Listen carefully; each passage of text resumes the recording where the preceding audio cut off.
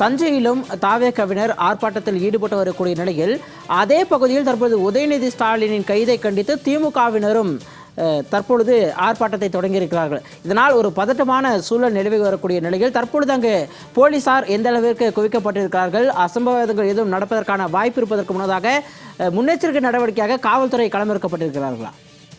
அதாவது அவங்க வந்து இப்ப இந்த பழைய பேருந்து நிலையம் திமுக ஆர்ப்பாட்டம் செய்து கொண்டிருக்கும் போது அந்த நிலையில பாத்தீங்கன்னா விஜயோட உருவப்படத்தையும் எரித்துள்ளார்கள். இதற்கும் வந்து தாவேக்கான வந்து எதிர்த்தரப்பில் இருந்து அவர்கள் வந்து கோஷங்களை எழுப்பி திமுக உதயநிதி ஸ்டாலின் ஒழிக என்ற கோஷங்களை எழுப்பினர். அது மட்டும் இல்லாமல் திமுகவினர் வந்து பாத்தீங்கன்னா விஜய் வந்து தற்கொலை என்பது போன்ற கோஷங்களை எழுப்பி போராட்டத்தில் ஈடுபட்டாங்க.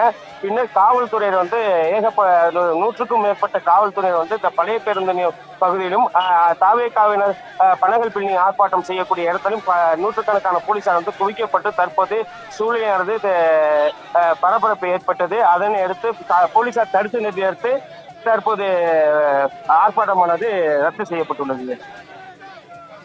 கள விவரங்களோடு இணைப்பில் வந்தமைக்கு நன்றி ராஜேஷ் கண்ணா.